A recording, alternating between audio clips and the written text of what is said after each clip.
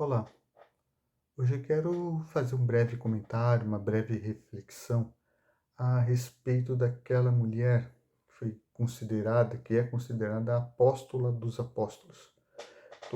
Estou falando de Maria de Magdala.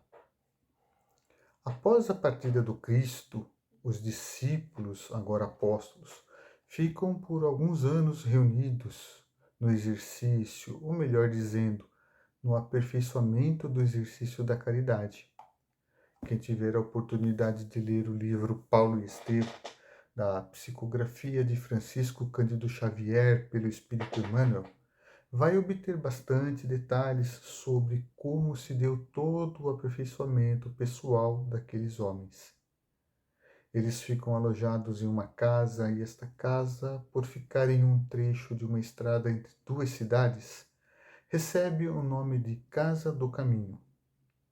Nesta casa eles prestam auxílio aos viajantes, principalmente aos viajantes mais carentes de um reconforto espiritual. Bem, passaram-se os anos e eles, agora prontos como apóstolos, deslocam-se para as novas terras, mais para o Oriente, para realizarem o trabalho de divulgação do Evangelho. Somente Paulo de Tarso teria se estabelecido mais para o Ocidente. Então podemos dizer que as igrejas do Oriente foram as que mais tiveram contato com os apóstolos, foram as que beberam diretamente da água do Evangelho do Cristo. Pois bem, vamos avançar um pouco no tempo. No século VI, no ano 591 da era cristã, o então Papa Gregório I, Gregório Magno, o Grande, faz um sermão na Basílica de São Clemente, em Roma. E naquela época as congregações estavam enfrentando um certo problema, aqui entre aspas. Algumas mulheres estavam indo aos púlpitos das igrejas cristãs, não aquelas igrejas do Oriente, dos apóstolos, mas nas igrejas romanas, que mais tarde viriam a ser as igrejas católicas. Elas, as mulheres, estavam indo para falar do Cristo. E conta-nos a história que o Papa Gregório, na mais pura das intenções, que era de resolver aquele problema que as mulheres estavam causando nas igrejas, associou Maria de Magdala à pecadora anônima, mencionada no Evangelho de Lucas, no capítulo 7, versículos 36 ao 50. E, por consequência, a figura de uma prostituta arrependida. Nesse sermão, Gregório Magno uniu as três mulheres bíblicas em uma só pessoa. A pecadora anônima, que unge os pés de Jesus, está no capítulo 7 de Lucas, versículos 36 ao 50. Maria de Betânia, irmã de Marta e Lázaro, está em Lucas, capítulo 10, versículos 38 ao 42, e também em João, capítulo 11, versículos 1 e 2. Finalmente, Maria Madalena, de quem Jesus expulsou 7 demônios. Está em Lucas, capítulo 8, versículos 1 a 3, e também em Marcos, capítulo 16, versículo 9. E lendo esses capítulos mencionados, vamos observar que em Lucas, capítulo 7, 36 ao 50, a pecadora era uma mulher anônima, uma desconhecida, a pecadora que ungiu os pés de Jesus. Eis que uma mulher da cidade, uma pecadora, sabendo que ele estava à mesa em casa do fariseu, levou um vaso de alabastro com unguento. Em João, capítulo 11, versículos 1 e 2, a mulher é identificada como sendo Maria de Betânia, irmã de Lázaro e Marta, a ressurreição de Lázaro. Estava então enfermo certo Lázaro em Betânia, aldeia de Maria e de sua irmã Marta. E Maria, que era aquela que tinha ungido o Senhor com unguento, ele tinha enxaguado os pés os pés com os seus cabelos, cujo irmão Lázaro estava enfermo. E em Marcos, capítulo 16, versículo 9, aparições de Jesus depois da sua ressurreição. E Jesus, tendo ressuscitado na manhã do primeiro dia da semana, apareceu primeiramente a Maria Madalena, da qual tinha expulsado 7 demônios. O número 7 tem no contexto das Escrituras, no Antigo e no Novo Testamento, o sentido de completude. Por exemplo, perdoar 7 vezes. Não quer dizer que eram 7 os espíritos que atormentavam Maria de Madalena, mas sim que ela estava sendo muito obsediada. Pois bem, voltando com o Papa Gregório. Ao interpretar os 7 demônios como os 7 pecados capitais, o Papa então reforçou a ideia de que Maria Madalena teria sido uma mulher de má fama, ou seja, uma prostituta arrependida. Essa visão passou a ser amplamente difundida na tradição cristã ocidental. Na história, esse é o primeiro momento onde se vincula Maria Madalena, a pecadora, ao pecado, e que o pecado é vinculado a uma prostituição, a prostituição. E sabemos que pecado não deve ser necessariamente vinculado à prostituição. São muitos os motivos que nos cercam, que podem nos levar ao pecado, nos levar a errar o alvo, se não estivermos atentos. Essa identificação permaneceu por séculos na cultura cristã, sendo fortalecida nas artes, por pinturas, sermões e narrativas populares.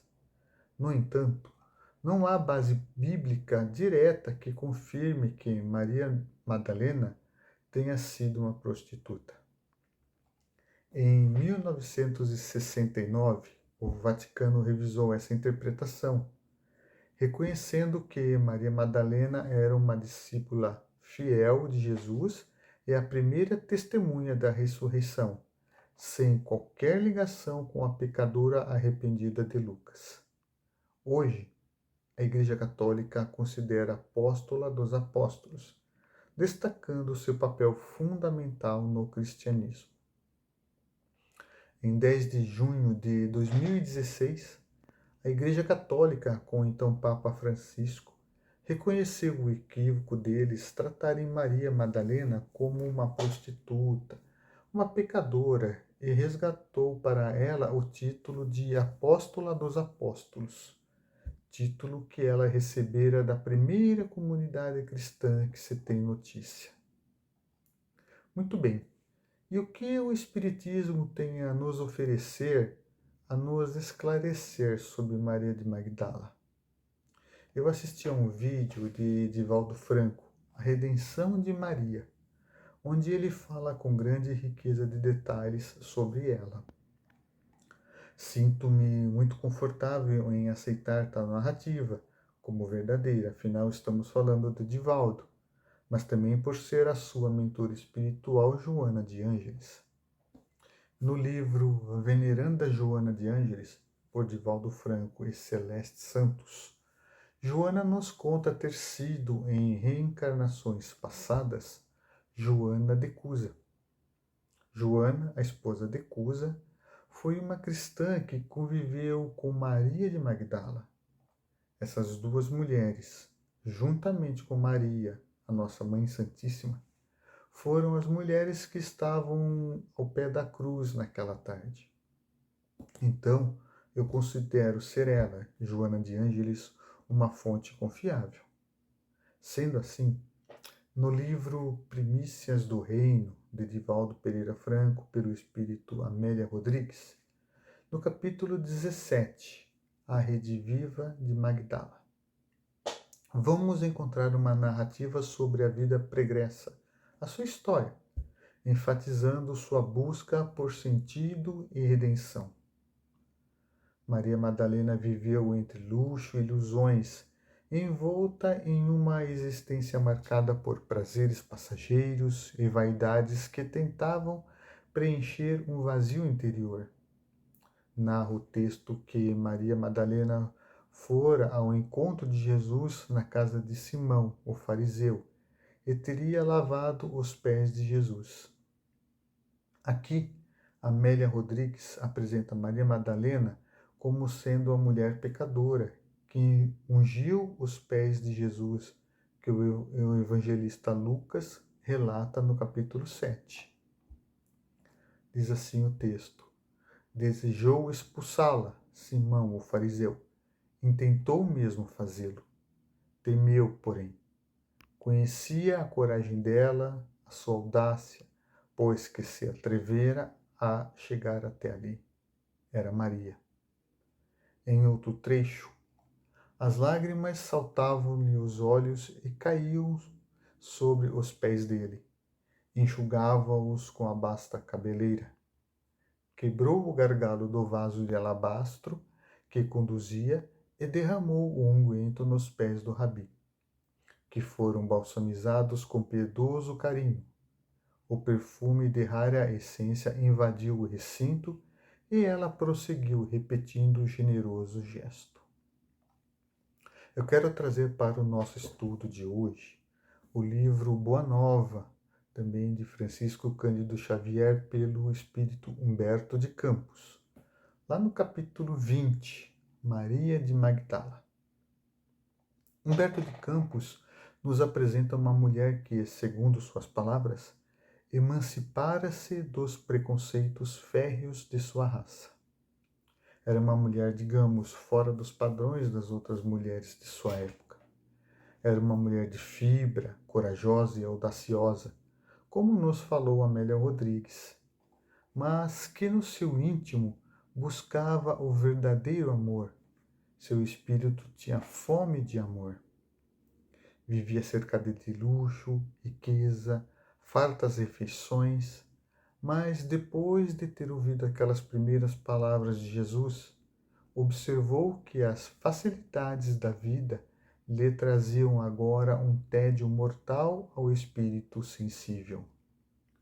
Maria passou uma noite envolta em pensamentos, meditando sobre aquelas palavras que ouvira do Mestre. Era um convite, um chamado. Humberto de Campos continua. Depois daquela noite de meditações, antes da ida à casa de Simão, o fariseu, como está narrado por Amélia Rodrigues no livro Primícias do Reino, Maria fora a Cafarnaum. Simão, o pescador, o discípulo de Jesus, morava em Cafarnaum, e Jesus frequentemente ficava hospedado em sua casa. Maria foi ao encontro, temerosa, não sabia como seria recebida por Jesus, mas estava disposta a mudar. Se necessário, saberia renunciar a tudo, que lhe valiam as joias, as flores raras, os banquetes suntuosos, se, ao fim de tudo isso, conservava em a sua sede de amor. Nesse ponto, lembro-me de outro apóstolo de Jesus, Paulo de Tarso. Também tinha, vamos dizer, tudo a seu favor: dinheiro, juventude, poder. Tinha todo um conhecimento das leis mosaicas, mas no seu íntimo era triste. Vivia em busca daquele amor especial, daquele amor que ele via nos cristãos que tanto perseguia. Mas voltando para Maria de Magdala, ela vai à casa de Simão, onde Jesus parecia esperá-la, tal a bondade com que a recebeu num grande sorriso. Senhor, ouvi a vossa palavra consoladora e venho ao vosso encontro. Tendes a clarividência do céu e podeis adivinhar como tenho vivido. Sou filha do pecado. Todos me condenam. Entretanto, mestre, observai como tenho sede do verdadeiro amor. Minha existência, como todos os prazeres, tem sido estéril e amargurada. O profeta Nazareno fitou-a enternecido, sondando as profundezas de seu pensamento, e respondeu bondoso: Maria, levanta os olhos para o céu e regozija-te no caminho, porque escutaste a boa nova do reino e Deus te abençoa com alegria. Acaso poderias pensar que alguém no mundo estivesse condenado ao pecado eterno? Onde, então, o amor de nosso Pai? Nunca viste a primavera dar flores sobre uma casa em ruínas? As ruínas são as criaturas humanas, porém as flores são as esperanças em Deus. Sobre todas as falências e desventuras próprias do homem, as bênçãos paternais de Deus descem e chamam. Sentes hoje esse novo sol a iluminar teu destino. Caminha agora sob a sua luz, porque o amor cobre a multidão dos pecados. Maria ouve as palavras do Mestre, palavras que ela nunca tinha ouvido antes de nenhum daqueles que a tinham cortejado. Cheias de amor, referências de Jesus ao amor. Ela então acentuou a Jesus que tem amado e que tem sede de amor. Jesus concorda com ela, afirma que a sua sede era real. Daí em diante, Jesus lhe mostra para que ela conseguisse trilhar pelo caminho da virtude, que teria que marchar por uma porta estreita. A humanidade da época tinha como que transformado o caminho virtuoso como sendo aquele que tem as facilidades, a porta larga, porém de marcha sem edificações. Diz assim Jesus: o amor sincero não exige satisfações passageiras, que se extinguem no mundo com a primeira ilusão. Trabalha sempre, sem amargura e sem ambição, com os júbilos do sacrifício. Só o amor que renuncia sabe caminhar para a vida suprema. Jesus continua: muitas vezes o campo enflorescido se cobre de lama e sangue. Entretanto, na sua tarefa silenciosa, os corações maternais não desesperam e reedificam o jardim da vida, imitando a providência divina, que espalha sobre um cemitério os lírios perfumados de seu amor. Maria, ao ouvir essas palavras de Jesus, começa a chorar e a se lamentar por não poder ser mãe. Então, atraindo-a brandamente a si, o Mestre acrescentou: e qual das mães será maior aos olhos de Deus? A que se devotou somente aos filhos de sua carne, ou a que se consagrou pelo Espírito aos filhos das outras mães? Com essa pergunta, Maria despertou para meditações ainda mais profundas.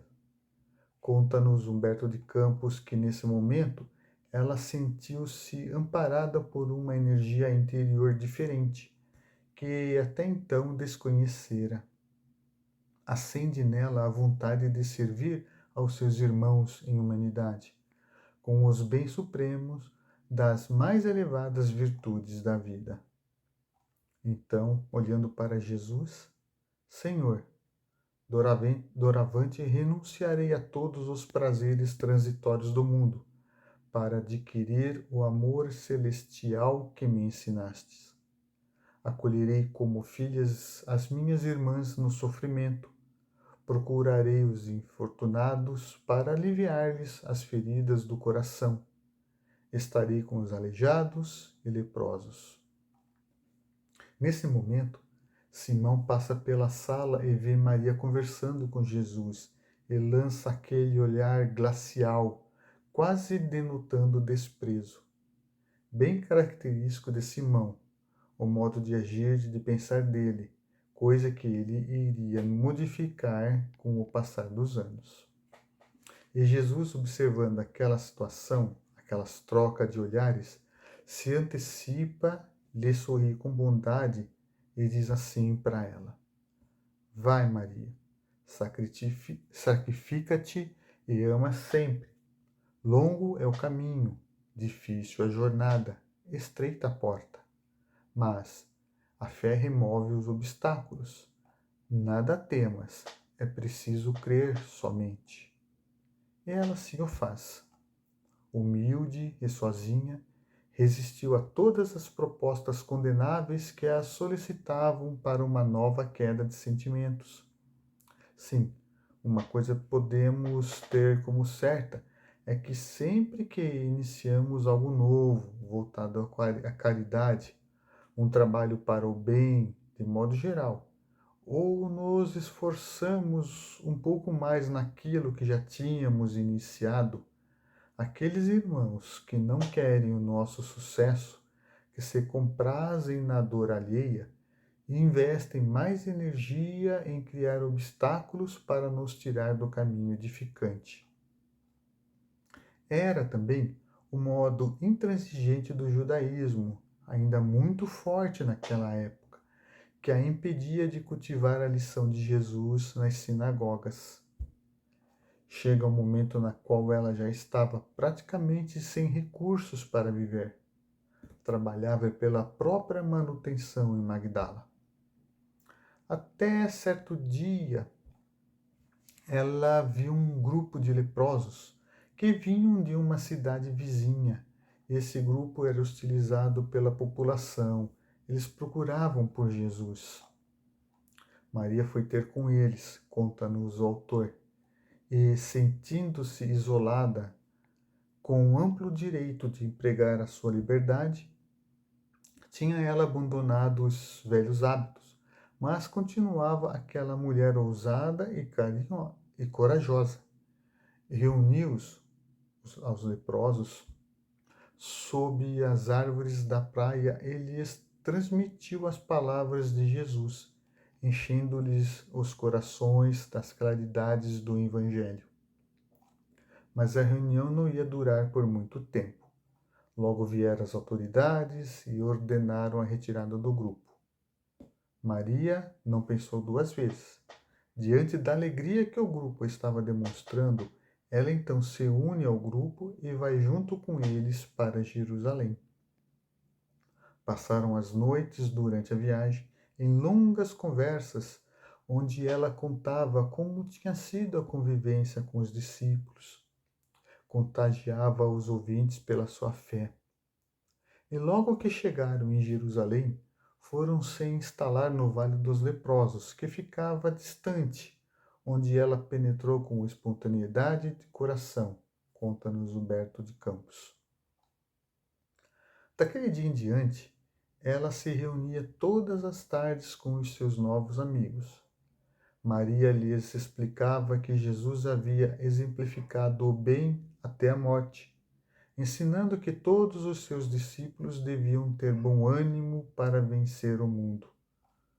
Os agonizantes arrastavam-se até junto dela e lhes beijavam a túnica singela.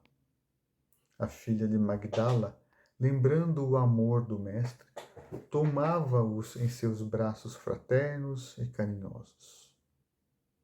Em breve tempo, sua epiderme apresentava igualmente manchas violáceas tristes. Ela compreendeu a sua nova situação e recordou a recomendação do Messias de que somente sabiam viver os que sabiam imolar-se. Importante ressaltar, é o saber imolar-se. Não devemos nos acomodar com a situação e achar que o sofrimento por si só será o suficiente para colocar-nos na condição de merecedores de alguma recompensa.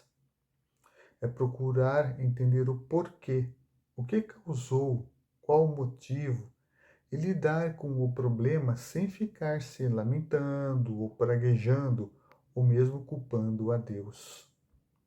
Bem, Maria, vendo que a sua situação estava ficando a cada dia mais grave, concluiu que a sua tarefa junto àqueles doentes tinha chegado ao fim. Ela então decide ir rever seus amigos que tinha deixado em Éfeso. Lá estavam João e Maria, além de outros companheiros dos júbilos cristãos.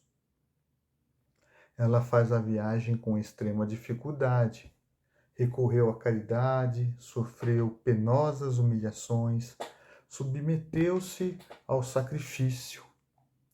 Ao chegar ao seu destino, às portas da cidade, seu corpo já não mais respondia, devido ao grande sacrifício pelo qual passara, e termina caindo ao chão. Ela então é socorrida por uma família e é levada até uma modesta tenda. E lá ela fica por alguns dias sendo assistida entre a vida e a morte.